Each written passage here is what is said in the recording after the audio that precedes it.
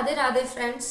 कैसे हैं आप सभी? आई होप सब ठीक होंगे। आप सभी को आज मैं राधा अष्टमी की संपूर्ण जानकारी एक ही वीडियो में देने आई हूँ। राधा अष्टमी का व्रत कैसे करें, ये दिन कब पड़ रहा है, इस दिन हमें किस तरह से पूजा करनी है, पूजा की विधि क्या रहेगी, उस दिन भोग किस चीज़ का लगाना है और ये राधा अष्टमी व्रत किया कैसे जाता है, इस दिन किए जाने वाले दान पुण्य, इस दिन किए जाने वाले शुभ कार्य और इस दिन किए जाने वाले उपाय भी मैं साथ में बताऊंगी कि धन संपदा के लिए हम राधा रानी की पूजा किस प्रकार करें।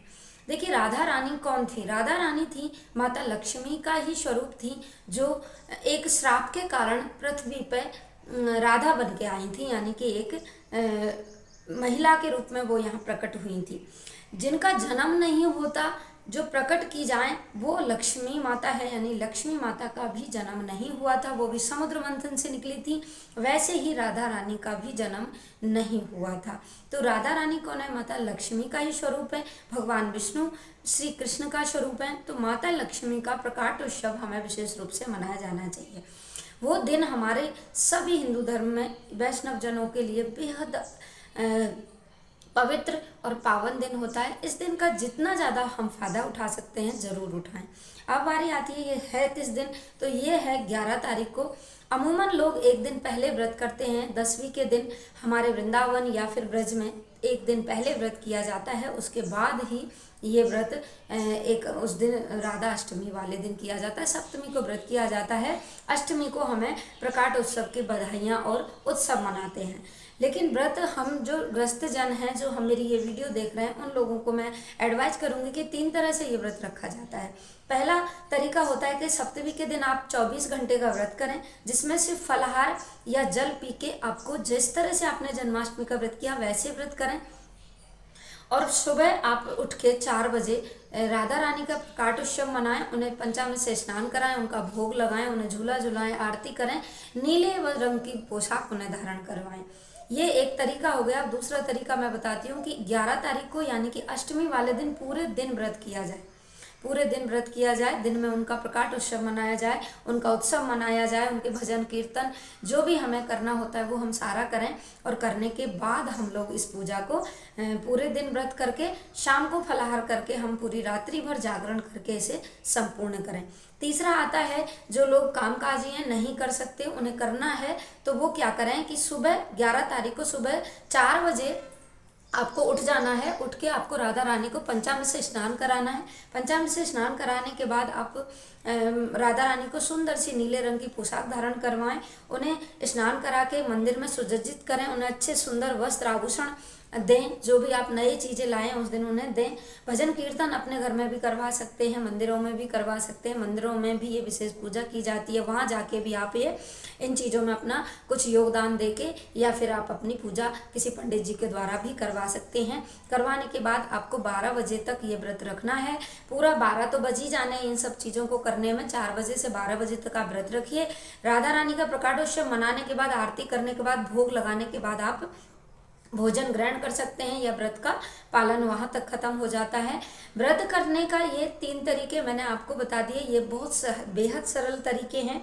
इसमें उस दिन घर में भी अगर आप किसी अन्य घर वाले के लिए खाना बना रहे हैं तो उसमें आपको ना ही नॉनवेज का सेवन करना है, ना ही मांस मदिरा का, या फिर ना ही आपको उस दिन लहसुन प्याज का त्याग करना है। अब आती है पूजा की विधि। सबसे सरल विधि मैं आपको बताती हूँ कि राधा कृष्ण एक ही है। राधा के बिना कृष्ण अधूरे हैं और कृष्ण के बिना राधा अधूरी है।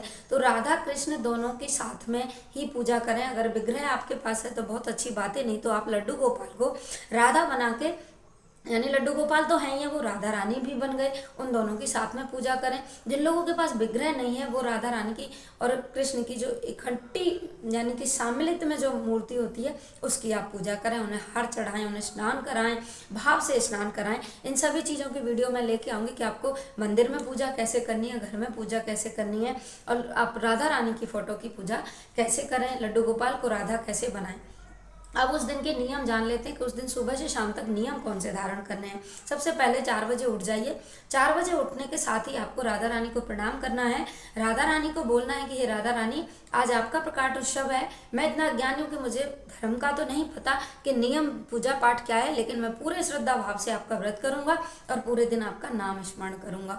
इतना कह के बर के आपका व्रत आरंभ हो जाता है। आप उस दिन सत्य, यानी कि आपके मुंह पे भी कोई गाली गलौज, कोई गंदी बात या किसी को दुख देना या किसी की चुगली करना, किसी को परेशान करना, इन सब चीज़ों की बातें बिल्कुल दिमाग से निकाल के उस दिन को शांति से आप जितना हो सके कम बोल के श्री राधा श्री राधा श्री राधा नाम का जप मन के मन में अंदर काम भी करते रहिए और नाम जप भी चलता रहेगा।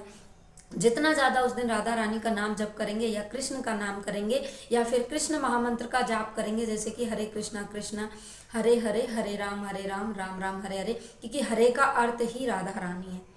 कृष्ण राधा रानी दोनों इस मंत्र में समाहित होते हैं। तो इस मंत्र का जितना ज़्यादा हो सके आप उस दिन नाम जप करिएगा। अब हो जाती है हमारी पूजा की तैयारी। अगर हम घर में पूजा कर रहे हैं, कैसे करेंगे इसका वीडियो मैं आगे लेके आऊँगी। तो आप सारी सामग्री रख के भाव से पूजा करिए। जो भाव आपके अंदर है सारा करिए, क्योंकि बिना भाव के तो आप व्रत भी नहीं कर रहे हैं। कृष्ण का व्रत आपने किया है, भाव उत्पन्न किया है कृष्ण ने, तो जो कृष्ण की पूजा करते हैं ना, उनके अंदर अपने आप राधा रानी का भाव आ जाता है।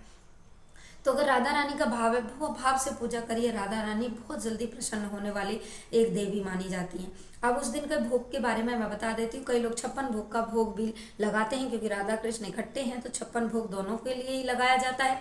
अत्यधिक शुभ माना जाता है उस दिन 56 भोग।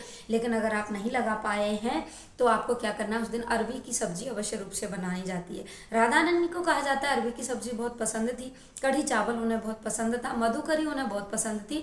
मधुकरी यानी कि जब रोटी हम बनाते हैं, उस रोटी के ऊपर मक्खन या फिर जो भी सब्जी हमने बनाई है उसको उसके ऊपर रख के हम लोग सीधे थाल में ना रख के सीधे रोटी जो खाते, वो मधुकरी उनको बहुत पसंद है। अब बारी आती है उस दिन विशेष उपाय की। तो उस दिन आप केसर वाली ड्राई फ्रूट डाल के पूरे जो भी ड्राई फ्रूट्स हमारे होते हैं सारे डाल के केसर के युक्त की खीर उस दिन बनाई जाती है।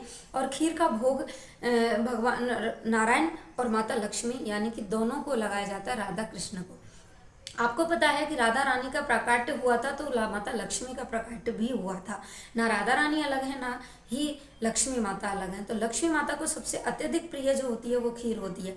आपने देखा होगा कि कृष्ण को भी जब राधा रानी कृष्ण का जन्मदिन था तो उन्हें खीर बना के लेके गई थी और दोनों ने कंबाइंड में खीर खाई थी, दोनों ने मिल के खाई थी। तो उस खीर में माता राधा का प्रसाद छुपा हुआ होता है। उस दिन खीर बना के आप किसी ब्राह्मण को भोजन कराएं या फिर आप किसी को ये खीर दे भी सकते हैं, तो आपके घर में धन धान्य की हमेशा वृद्धि रहेगी।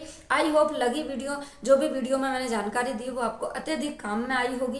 उस दिन आपको नीले वस्त्र आप खुद भी धारण कर सकते हैं, लेकिन काले वस्त्र ना धारण करने हैं ना ही किसी को दान में देने हैं। तो उस दिन आप भगवान का खूब नाम जप करिए, पूजा करिए। वीडियो पसंद आई हो तो लाइक करिए, शेयर करिए। आने वाली वीडियो मैं राधा रानी के बारे में सारी लाऊंगी। जो भी कमेंट हो आपके, आप मुझे कमेंट के द्वारा पूछ सकते हैं। राधे राधे, जय श्री कृष्ण।